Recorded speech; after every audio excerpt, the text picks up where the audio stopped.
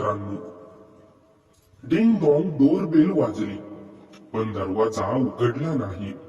त्याने पुन्हा बेल वाजवली आणि आवाज दिला. काय झाले मम्मी? दरवाजा का उघडत नाही? विनय, तू इतक्या लवकर कसा आलास? मम्मीने आतूनच आवाज दिला. अगं, कॉलेजमध्ये आज काहीतरी गडबड झाली, त्यामुळे कॉलेज बंद आहे. अरे, मी आंघोळ करते, थांब, मी आलीच. काही क्षणांनीच मम्मी भिजलेल्या कपड्यांशी बाहेर आली व तिने दरवाजा उघडत त्याला आत घेतले. सॉरी मम्मी, तुला अशा अवस्थेत बाहेर यावे लागले. मग काय करणार? आता आले नसते तर तुला माझी आंघोळ होईपर्यंत बाहेर तटकळत राहावे लागले असते. त्याने पुन्हा तिला सॉरी म्हटले आणि आत गेला. 20 वर्षाचा विनय त्याची मम्मी आणि डॅडी सोबत राहतो. त्याचे डॅडी एका मल्टीनॅशनल कंपनीत अधिकारी आहेत. महिन्यातले 20-25 दिवस ते बाहेर गावीच असतात. त्याच्या मम्मीचे नाव स्मिता, वय 38 वर्ष, दिसायला गोरीपान, सुंदर, सर्व ठसठसीत. मम्मीचा स्वभाव खूप रागीट होता. तिच्या पुढे डॅडी व विनयची काही चालत नसे. मम्मी म्हणेल ते पूर्व दिशा. मगाशी दरवाजा उघडल्याबरोबर तो त्याच्या मम्मीकडे पाहतच राहिला. मम्मीचा अंग पाण्याने भिजल्याने तिच्या अंगाला चिटकला होता. तिचा तो घोळ घट्ट चिटकला होता व तिला नजरेत भरत होती. त्याच्या शरीरात काहीतरी संसारत होती. या अगोदर त्याला मम्मीकडे पाहून कधीही असे वाटले नव्हते. पण त्या आलेल्या वस्त्रात मम्मी इतकी भन्नाट दिसत होती की तिच्यावरती त्याची नजर हटतच नव्हती. तो तिच्याकडे एकटक पाहतोय हे दिसल्याने तिने त्याच्या डोक्यावर लटक्या रागाने एक टपली मारून बाथरूम मध्ये आंघोळीसाठी निघून गेली. ती आत जाताना तिच्या पाठमोऱ्या तिच्याकडे पाहू लागला. ती आत गेल्यावरच त्याने त्यांच्यावरची नजर काढली. त्याला आश्चर्य वाटले की यापूर्वी मम्मी बद्दल असला विचार त्याच्या मनात कधीच आला नव्हता. तो पटकन त्याच्या रूम मध्ये गेला. त्याच्या नजरेसमोरून मम्मीची भिजलेल्या अवस्थेतली मम्मी येत होती. त्याने कितीही प्रयत्न केला तरी वारंवार ते दृश्य त्याच्या नजरेसमोर येत होती. त्याचे मन भरपूर हरले होते. ते अवघडले होते. त्याचा आकार पाहतच त्याचा विश्वासच बसला नाही. कारण या अगोदर त्याने कितीतरी वेळा मन मारताना पाहिलं होतं, पण आत्ताचा काही औरच होतं. मम्मीकडे पाहून त्याची ही अवस्था झाली आहे हे कळायला त्याला उशीर लागला नाही. त्याला राहवले नाही. त्याच्या रूम मधल्या टॉयलेट मध्ये जाऊन तो हलके झाला. तेव्हा कुठे त्याला जरा हलके वाटू लागले. तो बाहेर आला आणि बाथरूम मधून त्याला आवाज येऊ लागला. मम्मी अजून आंघोळ करत होती. त्याचे लक्ष बाथरूमच्या दरवाजाकडे गेले. दरवाजाला एक झडप होती. त्याने मागचा पुढचा विचार न करता जवळचे एक स्टूल उचलले आणि त्यावर चढून आत पाहिले. मम्मी आंघोळ करत होती. बाथरूम मध्ये असलेल्या प्रखर लाईटच्या प्रकाशात ती झळाळत होती. मम्मी किती गोरे गोरे आहे आज प्रथमच तो पाहत होता. तिच्या सर्वांगाला ती साबण लावून सोडत होती. पाहून तो हरकून गेला. त्या झडपेतून त्याला फक्त तिच्या काही भागाचे दर्शन होत होते. त्याने आणखी चेहरा पुढे न्यायचा प्रयत्न केला पण काही जमले नाही. त्याला आणखी पाहण्याची इच्छा अनावर झाली. पण त्याला त्याची इच्छा दाबून ठेवावी लागली. तो तिच्या वरच्या निरीक्षण करू लागला. मम्मी जरी साबण लावत असली तरी ती दुसऱ्याच कुठल्या तरी विचारात गुंतली असल्याचे त्याला जाणवले. शी, ओल्या कपड्यात विनय समोर जावे लागले. जरी माझा मुलगा असला तरी कसा माझ्याकडे पाहत होता. एकदम जवान झालाय माझा पोरगा. कसा पाहत होता, जसे की डोळ्यांनी खाऊन टाकणार मला. हा कापड सुद्धा किती घट्ट चिटकला होता अंगाला. नक्कीच त्याला काहीतरी दिसत असणार. हट, असे व्हायला नको होते.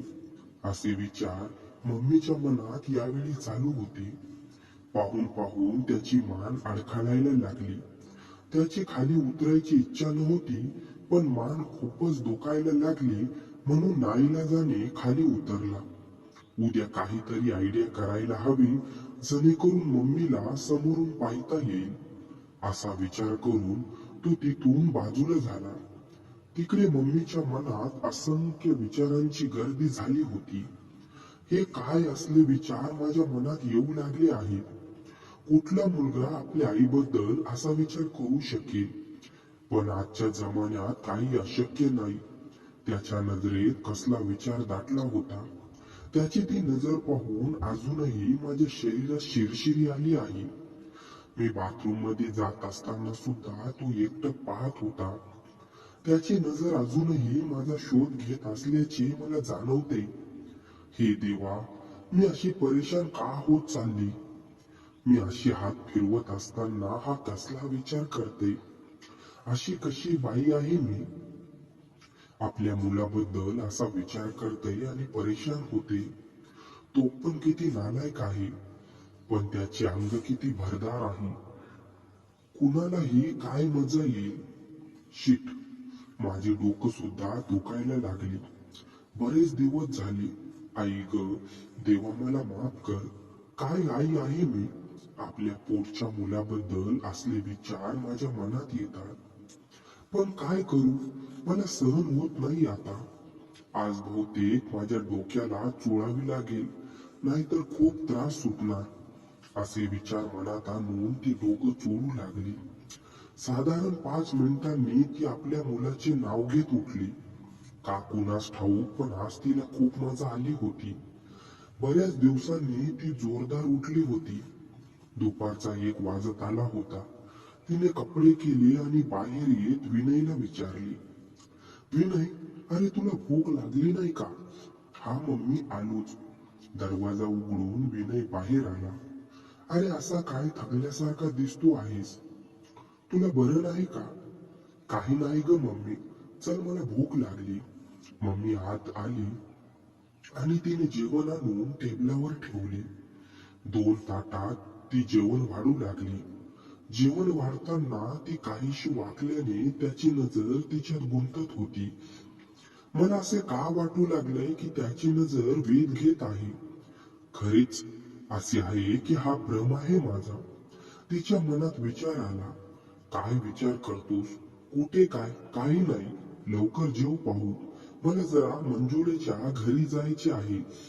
का ग मम्मी? काही नाही रे, सहजच. बरेच दिवस झाले तिला भेटले नाही. मंजुळा ही मम्मीची जिवलग मैत्रीण. एकदम छान होती. तिला पाहताच विनय फणफणत असे. तेवढ्यात मम्मीचा मोबाईल वाजला. मम्मी, मोबाईल वाजतोय तुझा. मम्मी मोबाईल उचलते. हा बोल मंजुळा. अगं आता तुझाच विषय निघाला होता. अगं विनय आणि मी, अजून कोण आहे घरी दुसरं? ठीक आहे, तू जा, मी 2-4 दिवसांनी येईन. चल नालायक कुठली, लाज वाटते का असे बोलायला? तू तर एकदम बेशरम आहेस. तूच कर, तुला हवे तशी बेशरम कुठली. अरे झाले, तुला मुलगा नाही. बघ, मला सतावू नकोस फोनवर. चल ठेवते, नाहीतर तुझ्या नादी लागले तर माझ्या हातून काही भलतेच व्हायचे. चल, बाय बाय. त्याला मंजुळा फोनवर काय बोलते ऐकू नाही आले. काय झाले मम्मी, तू जात नाही का? अरे तिला अचानक कुठेतरी जायचे आहे, म्हणून मी कॅन्सल केली. अरे बापरे, याने सगळे ऐकले की काय? तशी मी हळू आवाजात बोलत होती म्हणा. तिच्या मनात विचार आले. काही वेळाने ती झोपायला निघाली. तो टीव्ही पाहत बसला. काही वेळाने बाथरूम मध्ये गेला. त्याच्या मम्मीची सामान बाथरूम मध्ये होती. त्याने नाकाजवळ आणत त्याचा वास घेतला.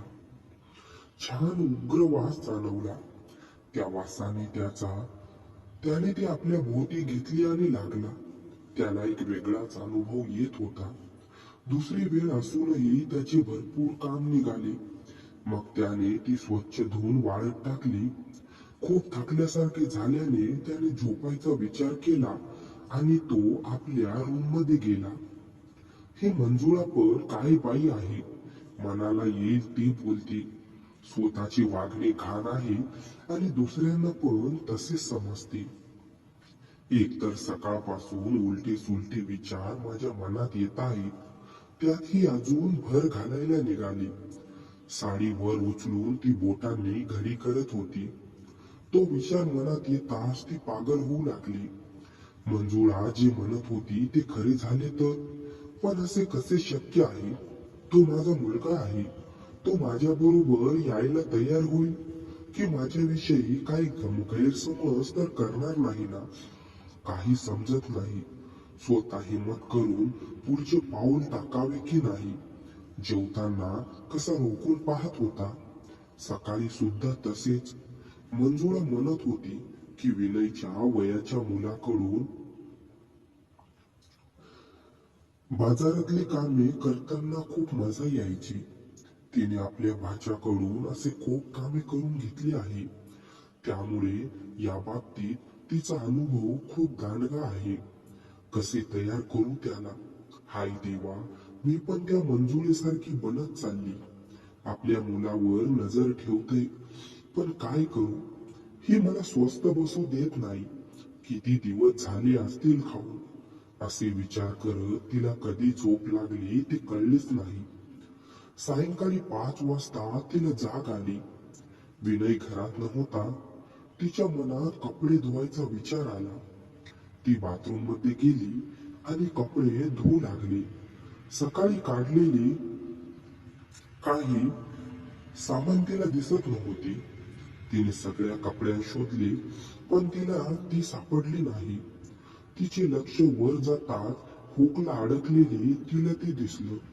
तिने ती हातात घेताच ती ओलसर असल्याचे तिला जाणवले. कोणीतरी स्वच्छ धुवून ठेवली होती.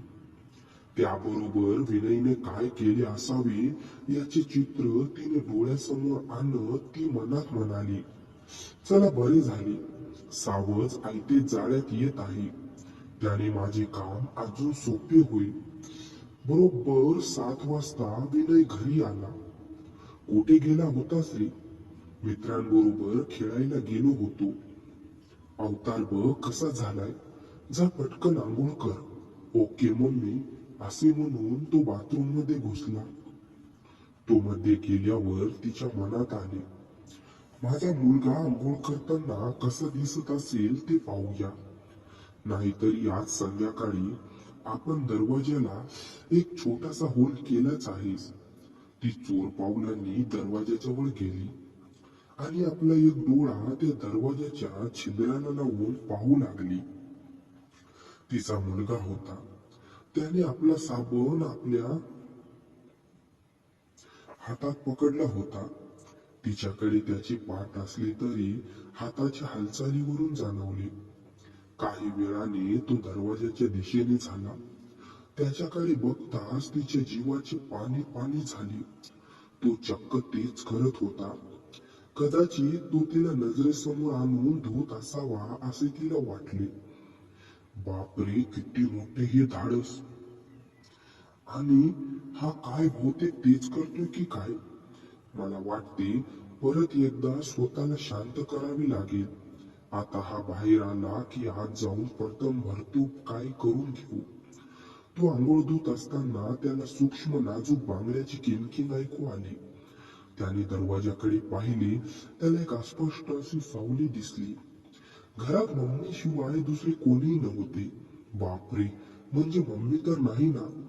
खरीच ती दरवाजाजवळ उभी आहे की काय? त्याने दरवाजाचे निरीक्षण करताच त्याला कडीच्या वर छोटे छिद्र दिसले. सकाळी तर हे नव्हते. हे काम मम्मीचे असावे. त्याने क्षणभर विचार केला आणि दरवाजाजवळ भोकाच्या जवळ गेला आणि जोर जोराने, ओ मम्मी नको छळू ग, एकदा तरी बोल ग, असे म्हणत त्याने शॉवर चालू केला. अरे देवा, माझा संशय खरा ठरला. हा आरामी मला नजरेसमोर आणतच तरीच हा हलकट माझ्याकडे रोखून पाहत होता. आता याला जाळ्यात ओढायचा प्रश्नच येत नाही. हा स्वतःच जाळ्यात येत चाललाय. आता तू बघच मंजुळा, मी कशी आपल्या मुलाला बोलते. रात्रीचे 8 वाजत आले. जेवण तयार आहे का मम्मी? अरे जेवण कधीच तयार आहे. चल टेबलवर, मी आलेच. काही वेळातच तिने जेवण वाढले. मम्मी, खूप छान जेवण मी बनवले आहेस. आवडलं तर घे ना अजून. पहिल्यांदा पदर किंचित ढळू देत ती म्हणाली. अशी जर ढाळत जेवण वाढू लागली तर काय कप्पाळ जेवणार तू? ते पाहून त्याला नक्कीच असे वाटते की जेवण बाजूला करून खाऊन टाकावे. आता बरोबर पकडला चोर. बघा कसा भुकेल्या नजरेने पाहतोय. आता पुढचा विचार करावा लागेल. काही वेळाने जेवण उरकले. मी किचन मध्ये जातोय, सर्व आवरायचे आहे अजून. ओके मम्मी, मी टीव्ही पाहतोय. तो टीव्ही पाहू लागला. चॅनल बदलता बदलता कसोटी जिंदगी की ही सिरियल लागलेली दिसली. तो पाहू लागला. खरे म्हणजे त्याला आवडत नव्हते, पण तरी तो पाहू लागला. कारण आता थोड्या वेळाने मम्मी आल्यावर त्याला तेच पाहावे लागणार होते. काही वेळाने ती आली आणि त्याला ते सिरियल पाहत बसलेला बघून ती म्हणाली, अरे वा, आज सिरियल पाहत आहेस.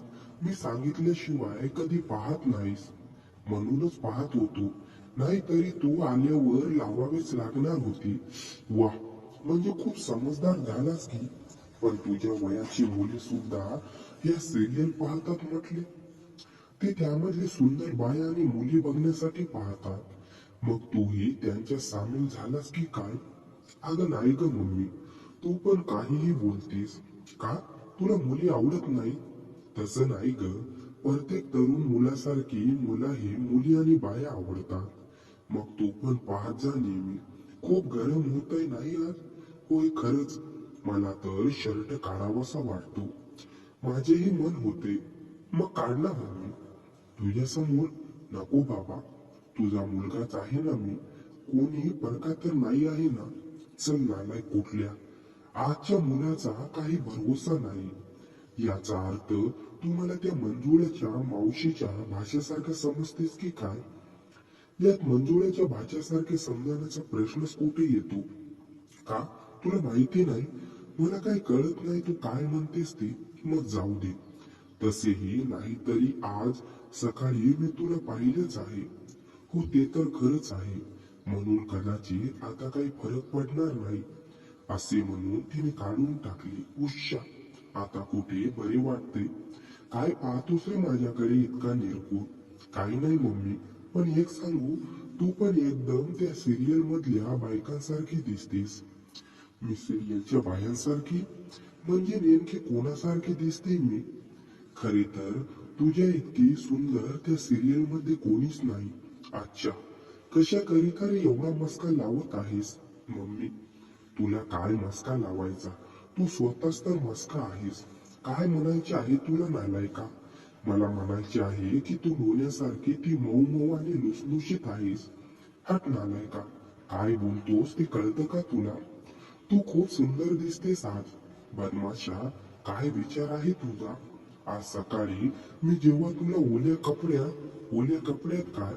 मी बोलायला नाही पाहिजे पण बोल ना. काय म्हणायचे आहे तुला? मला सुद्धा ऐकायचे आहे. खरोखर मम्मी, तू आज एकदम स्मिता जयकर सारखी दिसतेस. तुला आपल्या मम्मीकडे निरखून पाहण्याशिवाय दुसरे काही काम नाही का? निर्लज्ज कुठला. जर मम्मी इतकी सुंदर असेल तर मला कुणाची भीती आहे? बदमाशा, तुझे हे चाळे तुझ्या डॅडींना सांगेल हा. मला वाटलं मम्मी तू पहिली स्त्री असणार की कोणी तारीफ केली तुला आवडली नाही. खूप बदमाश होत चालला आहेस. कुठला मुलगा कधी आपल्या मम्मीकडे असं बोलतोस का? तिने असे म्हणताच त्याने तिचा हात पकडला. चल नालायक कुठला, हात सोड. पण तिने तो स्वतः सोडून घेतला नाही. प्लीज मम्मी, इतका अन्याय नको करूस आपल्या मुलावर. त्यामुळे त्याची हिंमत आणखीन वाढली. मम्मी कशाला मला सतवते? हा तर खूप हिंमतवान निघाला. सरळ सरळ भिडला आहे. मला तर काहीच करायला लागले नाही. काय हवे ते सरळ सांग. मला ते काय? आई ग सोड मला. मम्मी, त्या मंजुळा मावशीच्या भाच्याला मंजुळा मावशी आहे. मी कुठे जाऊ? काय? मंजुळाचे काय? तो आपला हात सरकवा. अरे देवा, काय निर्लज्ज मुलगा आहे. हात काढ, काय करतो? नालाय का? ती स्वतःहून मात्र हात काढत नव्हती. तो हात तिथेच ठेवतो. मम्मी चल ना. नाही, अजिबात नाही. तू खूप निर्लज्ज होत चालला आहेस. तिचा हात पकडून तिच्या हाताची एकमूक घेतो. यात काय निर्लज्ज? डॅडी तर नेहमी बाहेर असतात. हा असतात, त्याचे काय? मग तुला अडचण नाही येत का? काय बोलतोस? याची शुद्ध आहे का तुला? हा येते रे, मग काय करतेस? पुरे. त्याऐवजी मी नाही का बरोबर? आहे तुझे, पण मिळत नाही ना. प्रयत्न करून पहा. एक शोधलास तर 100 मिळतील. नालायका, माझ्याशी असे बोलायला तुला काही वाटत नाही का रे? पण तुझी इच्छा तर होत असेल ना? होतय रे, पण काय करू? काकीत कळसा आणि गावाला वळसा. नालायका गप बस. काय करतोय तू? तो तिच्या कानाजवळ लाज नाही वाटत. हलकटा सोड मला. बघ ऐक, सकाळपासून मला सतावत आहेस तू. आणि आता सोडायला सांगते. पक्का नालायक आहेस तू. कोणी पाहिले तर काय म्हणेल? कोण पाहिल? आणि आपले कुठून? सर्व दरवाजे खिडक्या बंद आहेत. तू बरोबर बंद केली आहेत याची खात्री केली आहेस का? होय, मी खात्री केली आहे. अरे पण हे बरोबर आहे का? रूमच्या दरवाजातून मला पाहत होतीस ते? नालायका, मग तू काय करतोस? माझी कापडं घाण केलीस, मग मी काहीच घाण नाही करणार. तू असं ऐकणार नाहीस, मग तू ऐक ना. नालायका कुठला? बघू, दाखव. होय नालायका, दाखव. बघ कसा आहे. अरे बापरे, नीट बघ मम्मी. तुझ्याच लायकीचा आहे ना? हा माझ्या सारख्याचाच आहे. हट बाजूला हो. नालायका, माझे सारे अंग घाण केलेस. थांब, मी धुवून येते. ती जाऊन आपले अंग स्वच्छ करून येत. ती आल्यावर तो सुद्धा जाऊन येतो. मम्मी, मला तुझी रूम दाखव ना. थांब रे जरा, घाई कशाला करतोस? गाढव, आता चलशील की नुसती बडबड करत राहणार आहेस?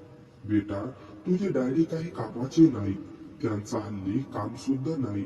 खरे तर मीच कितीतरी दिवस शोधत होती. आजपासून मम्मी फक्त तुझी आहे. माझं लाडका पोरग. मंजुळा बरोबर सांगत होती. म्हणजे तुला मंजुळा मामीची आणि तिच्या भाचीची माहिती आहे? तर होय, मला माहिती आहे. मग मगाशी का नाटक करत होती? मग मी काय तुला सांगायला हवे होते? नालायका कुठला? आता तर नाटक नाही ना करणार? नाही रे माझ्या लाडक्या. आता बोलण्यात वेळ घालू नकोस. काही वेळात